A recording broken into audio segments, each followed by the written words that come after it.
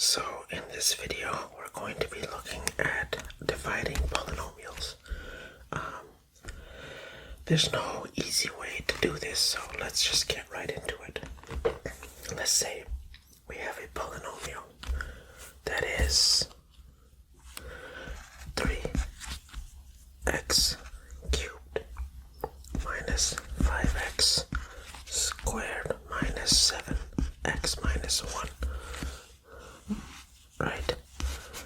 And let's say I want to divide this. I want to divide this by x minus 3.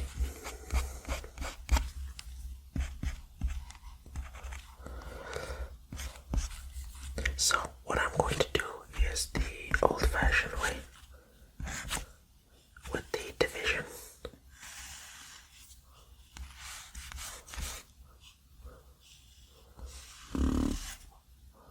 Let me give myself some space there.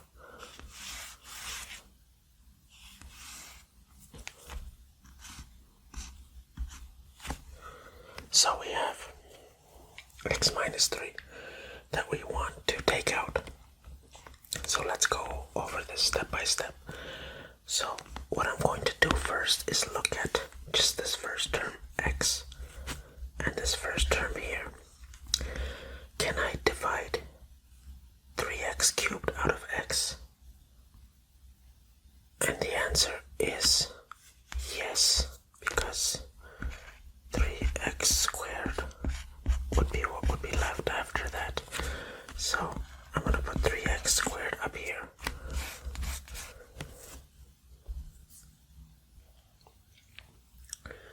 Now that I have this 3x squared, I'm going to take this 3x squared and multiply it by this entire x minus 3. So if we write that out, 3x squared times x minus 3, I end up with 3x cubed minus into that 9x squared. So what are we going to do now? We're going to take this right here and put it here. 3x cubed minus 9x squared. And we're going to subtract this. So these will cancel and I'll be left with a 4x squared. And what happens after that? These come down and I'm left with negative 7x minus 1. So what I'm going to do after that is the exact same thing I did the first time. I'll take this x and this 4, which will be 4x times x. So this 4x is what I can divide that by. So I'll have plus 4x. And now when I multiply that 4x times x minus 3, I get 4x squared minus 12x. So I'm going to write that here. 4x squared minus 12x. I'm going to subtract that. These will cancel and I'm left with 5x. And then guess what? This will come down again.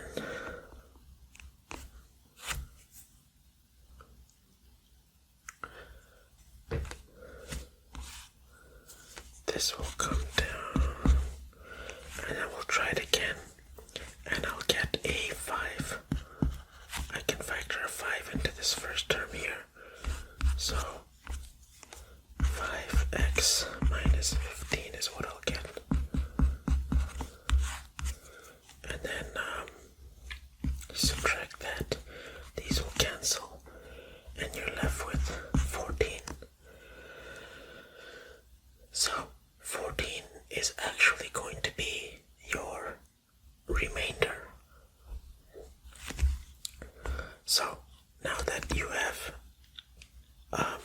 completed the whole thing, if we were to write out the whole thing, 3x cubed minus 5x squared minus 7x minus 1, this is the exact same thing as writing, once we've divided x minus 3, we've taken that out, we're left with this up here. 3x squared plus 4x plus 5. But we have this plus 14. So that is our divided product. And we can actually expand this and simplify it, and we'll actually end up with this again. That is the miracle of long division. So let's try another one. Let's do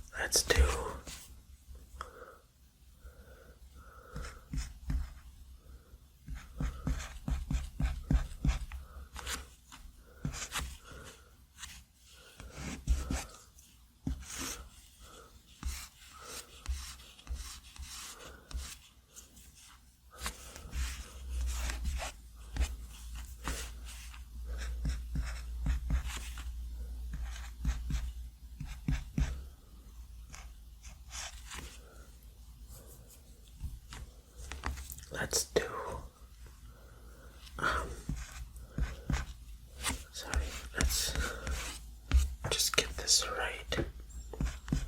X to the power of 4 minus 2x cubed plus, I want to say this is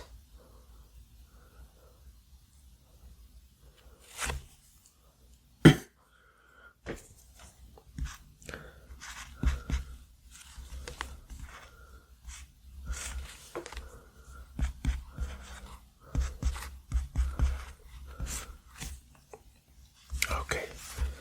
This is what we're going to tackle this time. You might be confused as to why there's this here. Well, this problem is actually this x4 minus 2x cubed plus 5x plus 3 divided by x squared plus 2x plus 1. There is no x squared in this numerator here. The reason why we put it there though is for formatting. This actually means nothing. It's 0 times that. There's nothing there. So that is how, or like one thing to notice before you start putting these out and start doing this. Another thing, these should be in order of highest degree to lowest. So if you ever see a problem where it's 5x plus x to the power of 4, put the 4 first, go from highest to lowest always. So let's start. Let's put x squared into x4. I know we can get x squared out of that. So then we have x4 times that entire thing. X4 times, x squared times this, the divisor. So we'll have x4 times 2x, which will give us plus 2x cubed plus 1x squared. Because 1, just putting the 1 there. Let's subtract that. That will cancel. That will give me a double negative because I'm subtracting. So I should get negative 4x cubed. 0 minus 1 is negative 1x squared. And I'll bring down the next one. Now let's do it again. Let's take the x squared into the 4x cubed. And I know I can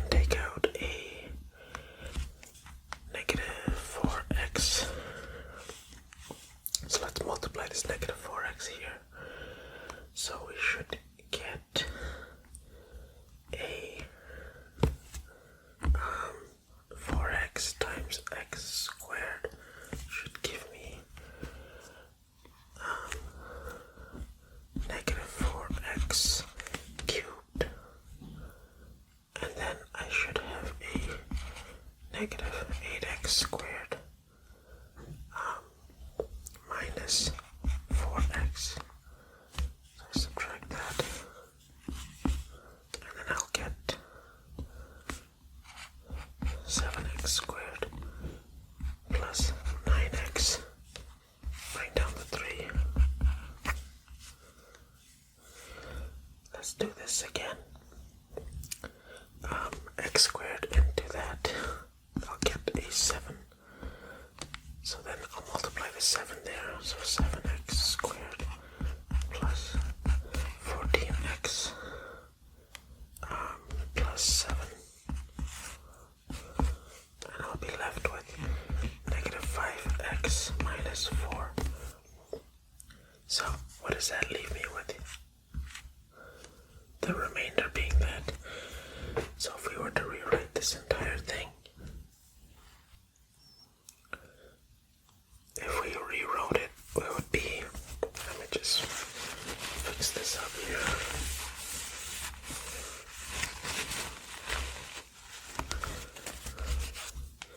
We would have the x squared plus 2x plus 1, x squared minus 4x plus 7 minus 5x minus 4. That is what you would be left with after dividing this polynomial by this polynomial. You'd have this polynomial factored out. This is what would be there, and this is the remainder. So that is all for me to show you in this video. I can leave you guys with the problem here. If you have this polynomial, 13x minus 2x cubed plus x4 minus 6, find out if x plus 2 is a factor of this. That is my homework for you. Go crazy. X plus 2, sorry. So yeah, leave it in the comments and have fun. That's all for this video. I shall see you in the next one.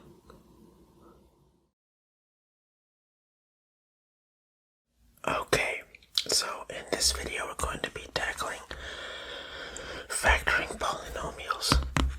So, let's look at something called the remainder theorem. The remainder theorem. So, let's say we have a polynomial f of x, whatever this polynomial is. When we divide this polynomial by say another polynomial that is x minus a,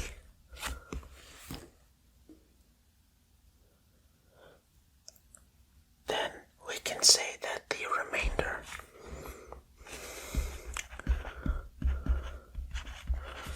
of that division is equal to f at a.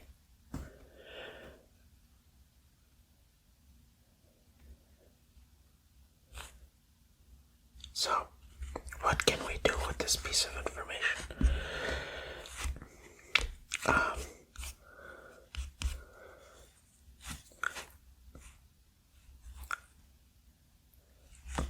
Well, for starters, we can say that if the remainder,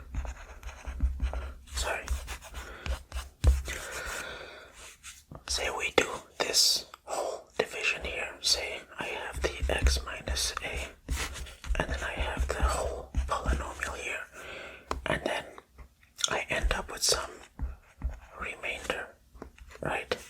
Like I have some polynomial, but then at the end I have the remainder, right? So, what I'm basically the theorem states that if I was to plug this a into this function here,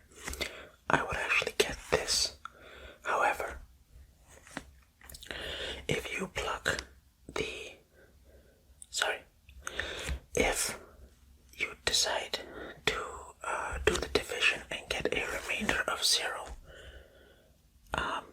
then you can say that x minus a is a factor of f of x.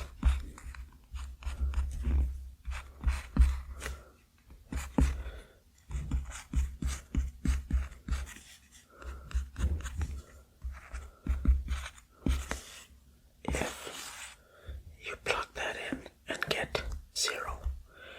So this is kind of a shortcut when we start looking at things. So let's try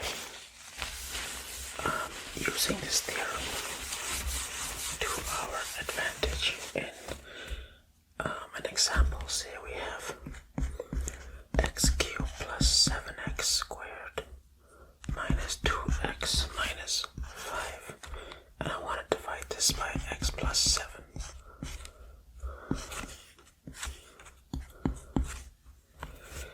So remember, let's say our total like that. So that's f of x. Let's say f of x, say we already factored it, plus 7. And we're left with the quotient plus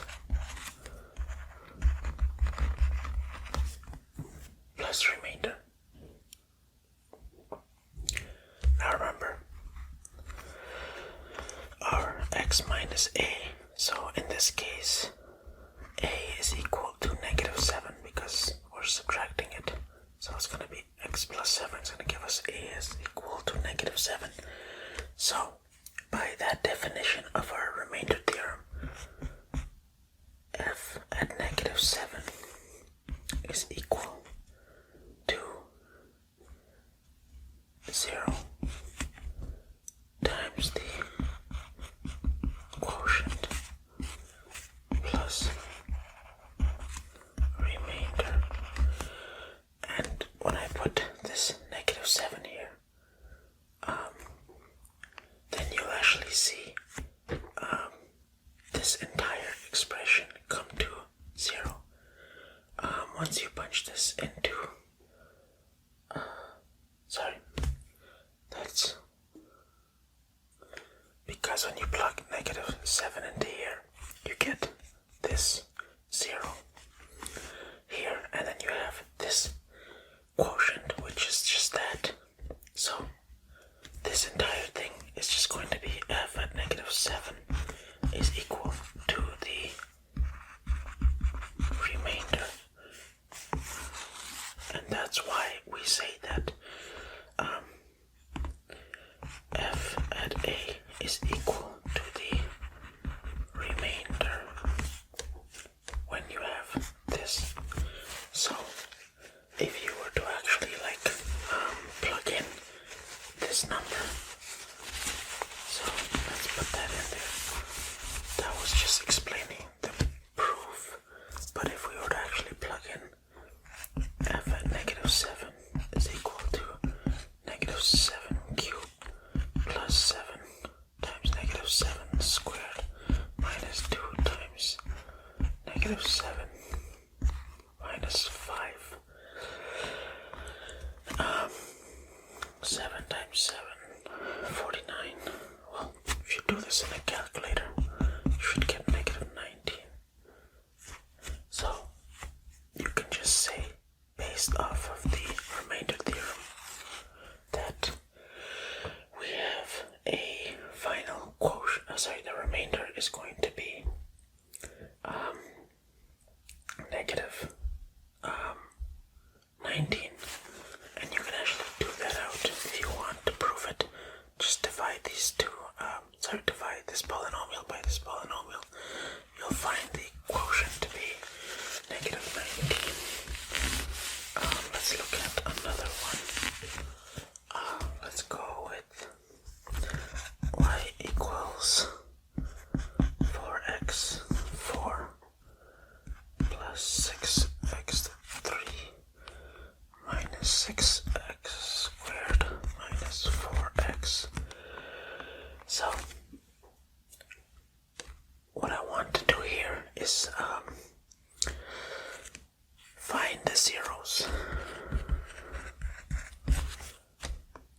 So, and we're going to do this or achieve this by factoring.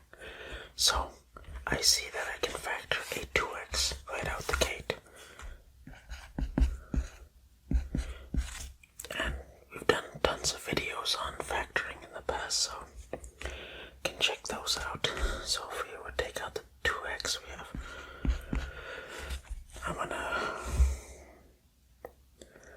I'm going to rearrange this in a way. Actually, no. I'll do that later, step by step. Let's say take out the 2x from the 4x plus 3x squared minus 3x minus 2.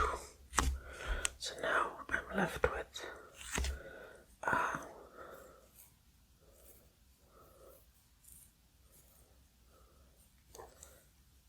let's see, I can easily factor out, or if I was to rearrange this, let's see, how could I do this?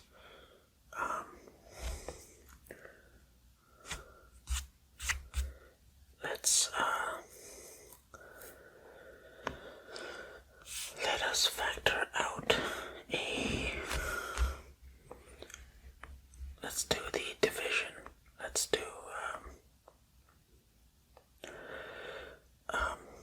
say we have this already. Let's look at this alone. Let's do 2x cubed plus 3x squared minus 3x minus 2.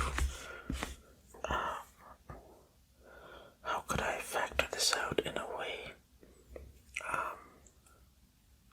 Maybe 2x cubed minus 3x plus 2x squared minus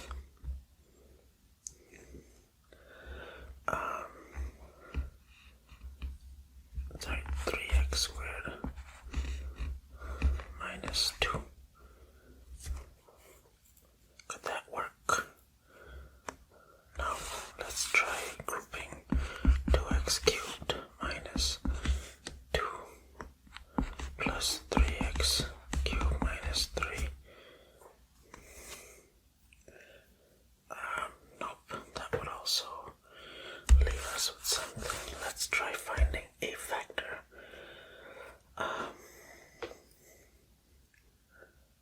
Let's try, say if this is f of x is equal to that, f at 1 is going to be 2 times 1 cubed plus 3 minus 3 minus 2. So those cancel, f at 1 is equal to 0, which means, okay, according to our theorem, if x minus a is a factor, it's a factor of this, if, as long as f at a is equal to 0. So that's my shortcut that not my shortcut, our shortcut in math. So we can say that x minus 1 is a factor, so I can factor out x minus 1, and we can do the long division. So, for the sake of simplicity, I'll just write this here. Let me just do this, x minus 1. I have a 2, 3, negative 3, negative 2.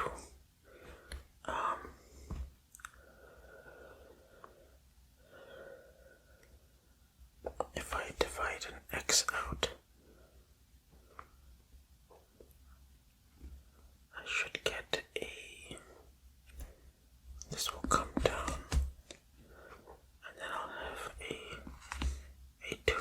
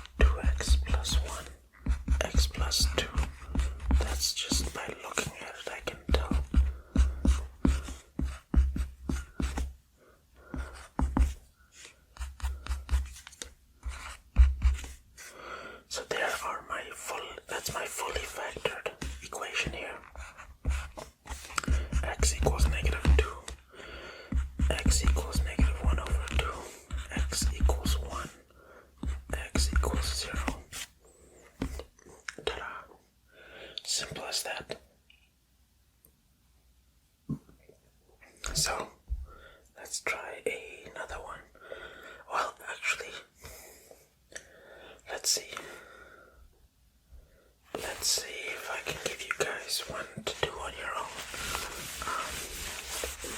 And just throw it in the comments. So just do this factor as much as you can. Find it all the zeros.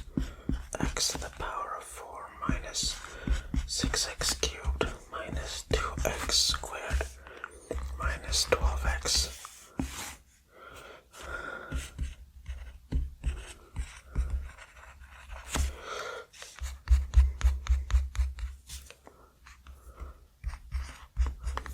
X to the power of 4 minus 6x to the power of 3 minus 2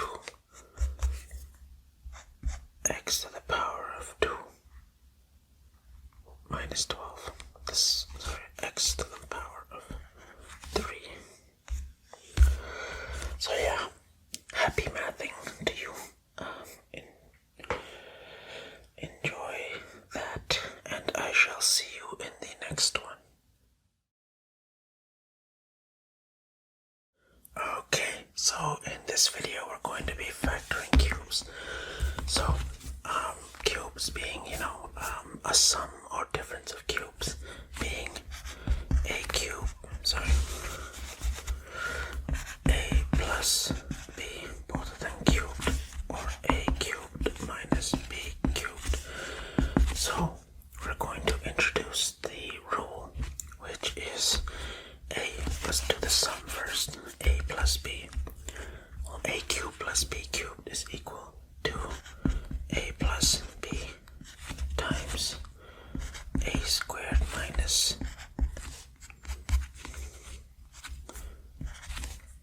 ab plus b squared. And there you go. So let's tackle an example. 27x cubed plus 125.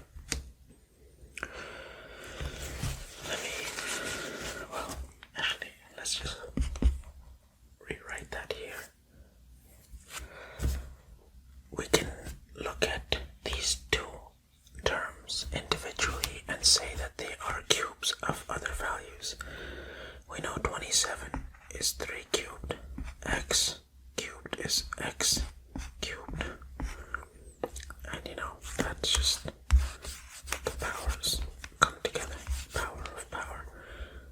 So we have 3 already here. 3x cubed. And 125 is the same as writing 5 cubed. Because 5 times 5 is 25. Times 5 is 125. So, according to our new law here, if a is equal to 3x, b is equal to 5. So this 27x cubed plus 125, that is going to be equal to 3x plus 5 times a squared, which is 3x times 3x, which is 9x squared minus a times b. So multiply these two. 15x times b squared. Plus b squared, which is 5 times 5 is 25. And there you go. Simple as that. So we can do this again in a different, let's just, while we're here, we'll just switch this to,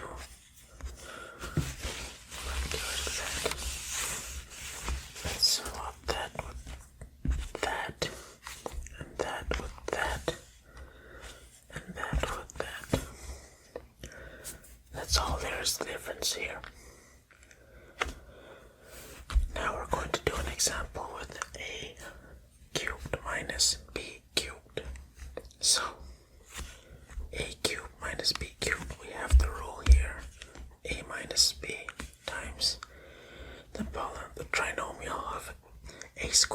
plus a times b plus b squared.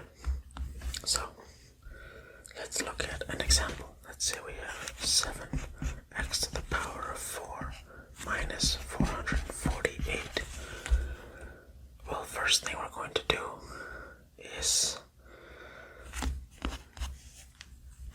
address why this is to the power of 4 when I thought we were doing cubes. So let's factor out an x. Oh wait, I forgot an x here. So we are going to factor out an x, but not just an x, we can also factor out a 7. So 7x, because 448 is divisible by 7. At which point we're left with x cubed minus 64. And we know that 64 is a cube because 4 times 4 is 16 times 4 is 64. So let's look at this from our perspective from before. A is equal to x, b is equal to 4. And let's write this out. What is so we still have our 7x, but let's now take this difference of cube and then put it into this formula, this identity. So we have a minus b, which is going to be x minus 4, and then we have our a squared, which is our x squared, plus our a times b, which is 4x, and then our b squared, which is 4 times 4, which is 16. And there we have it. That is our entire difference right there.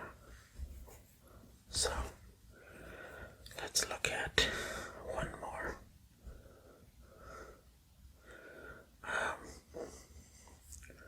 Let's look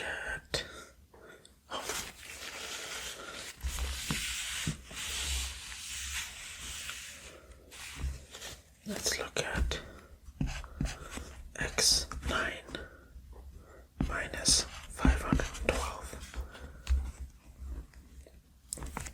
Let me just move it over.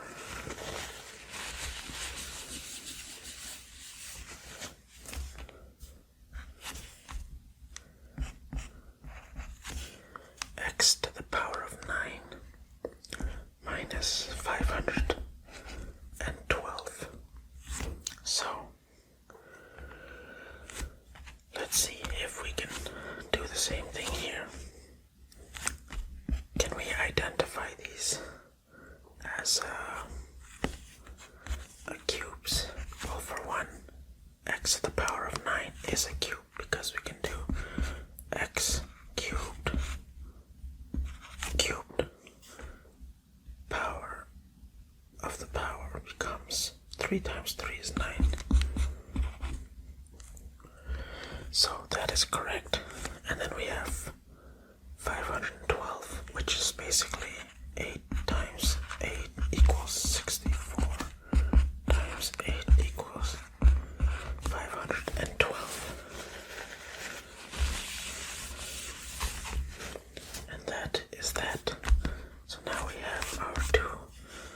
We have x cubed, and then we also have 8 cubed. So that gives us a is equal to x cubed, b is equal to 8. So let's write this out in that formula. A minus b, which is x cubed, minus b, which is 8.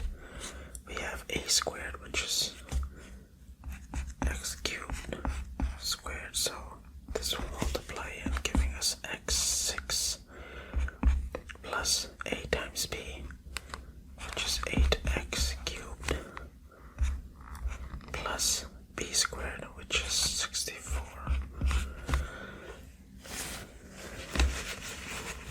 And there we have it. That is our difference and our sum of cubes examples. So let's see.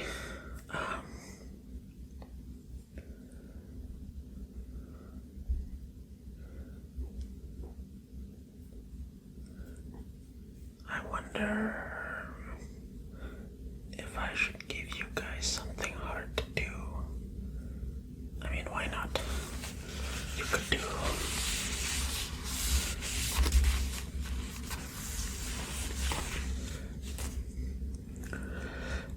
try it out for yourselves. Do I want to give a cube or something more difficult? Well, we'll stick to this for now. 64x cubed plus 27y cubed.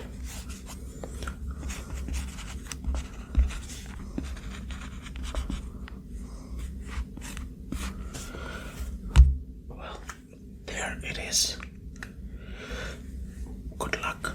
I hope you enjoyed this video, and I shall see you in the next one. Okay, so today we're going to be doing rates of change in polynomial expressions. So we did an intro video to what rate of change is. So we remember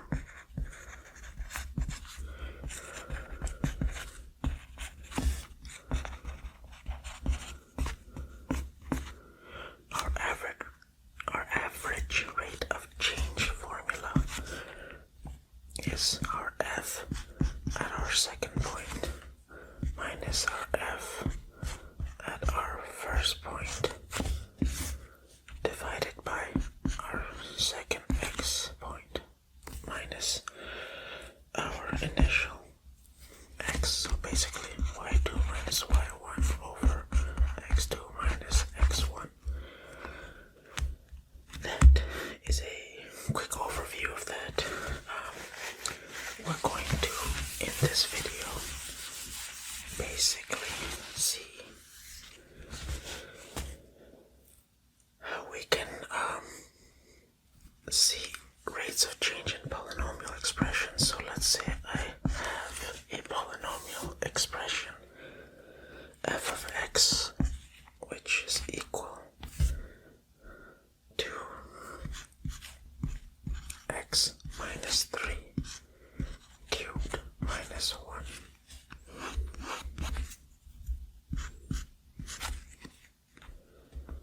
So what we want to do here, we want to look at the average rate of change from x equals 2 to x equals, let's say 5.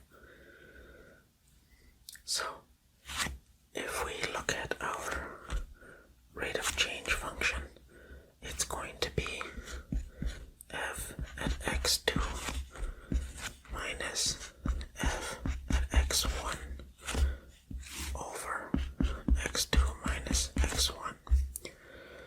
So let's do that. Let's plug in.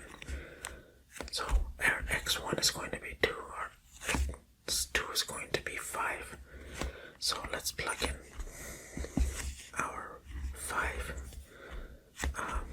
F at 5 is equal to 5 minus 3 cubed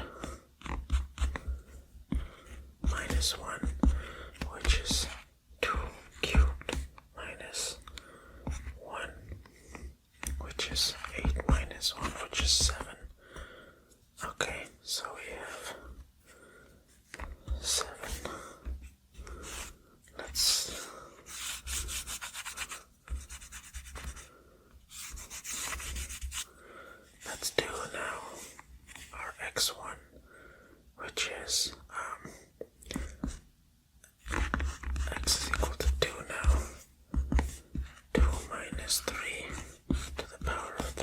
minus 1. So that'll give me negative 1 cubed minus 1, which is equal to negative 1 minus 1, which is equal to negative 2. So that'll give me negative 2.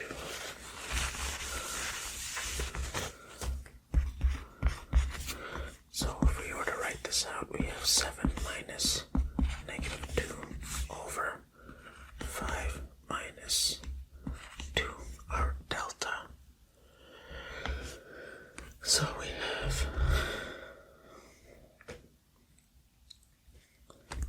7 minus negative 2, so that'll be 9 over 5, well, 3, so 9 over 3 is 3, and that is our average rate of change for that particular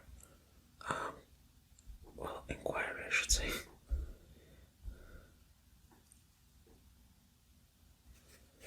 So let's look at one more example. Let's say I have a function. Let's say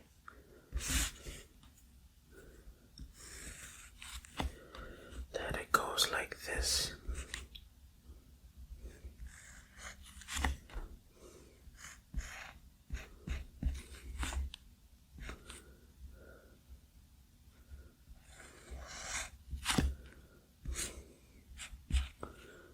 Let's say that is 4. Let's say that is 2. And it goes through the origin 0. Let's say this is 4. Okay. It's a pretty rough sketch, but say we want to know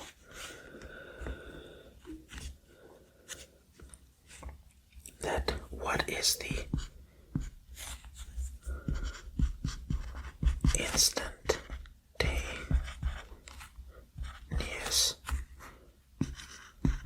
rate of change at the point 2, 0, which is right here. That's what I want to know. So very quickly we can actually just look at this graph and see the 3 zeros. So we can say that the formula for this is equal to a times the points, which is going to be at 0. So x, and then at 2, x minus 2, and x minus 4. And then since we know a point at which it's going to go through, we can use that. Say 2, well, if we plug in 0, all 0 is going to be one of those. So 0 will give me a 0 there. So I wonder if I can. Well, let's try using this point. I know I drew it really.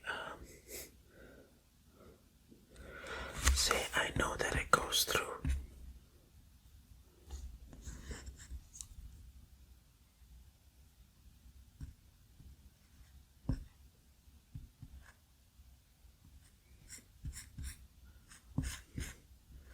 This point 1, 3. I can plug 1, 3 into here. So I can say 3 is equal to a times 1, 1 minus 2, 1 minus 4, and that will give me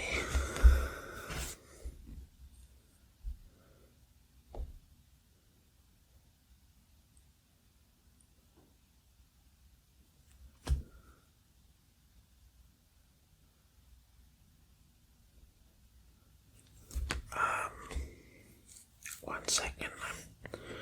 I'm just now realizing squared here because it is a parabolic point over here. So, because it touched like that and went off, this becomes the parabolic point on the as the 0. So that means that is going to be squared at that point. Yeah, my mistake. So that should be squared as well. So continuing on here, I should have 3a negative 1 cubed. So that'll give me negative 1 and negative, sorry, yeah.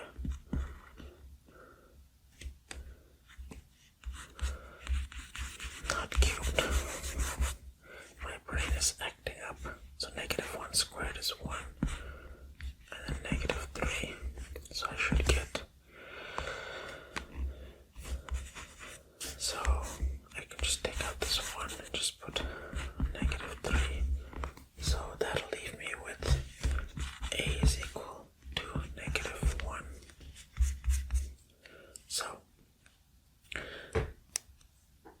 I can just put negative there. So it's 1.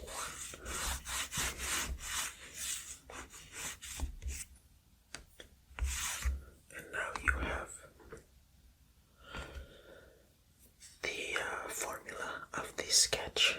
So at this point, we could just write a formula for the slope that we're trying to get here. And if you remember from our rates of change formula, we're going to start by, let me move this. We're going to come up with the slope for our tangent line.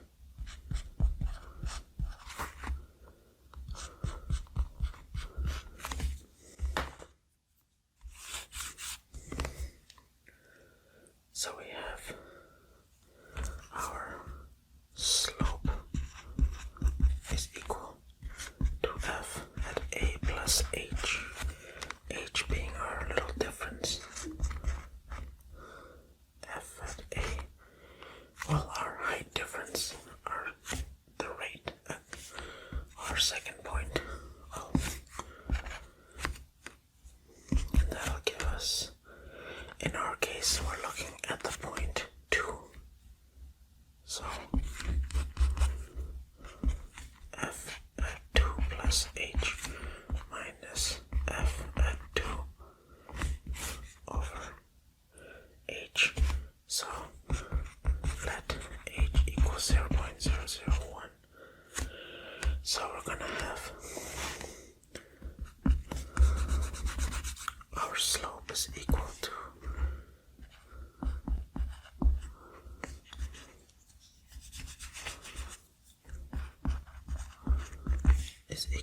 to f at 2.001 minus f at 2 over 0.001. And now all we have to do is plug this in. So f at 2, we know right away, if we put a 2 in there, this becomes a 0. So the whole thing becomes 0. So f at 2 is actually going to be nothing. That's a 0. But this, on the other hand, if we punch that into a calculator and put that into there, so negative 2.001, too many zeros.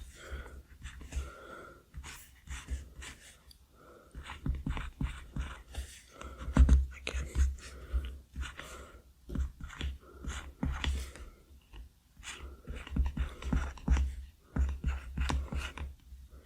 If you punch this into a calculator, you actually get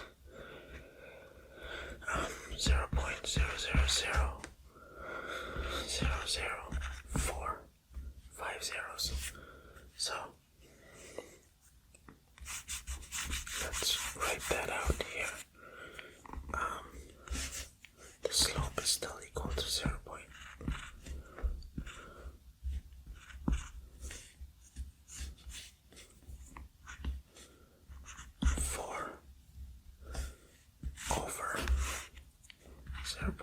0.001. And when you divide that, you get 0.004. So,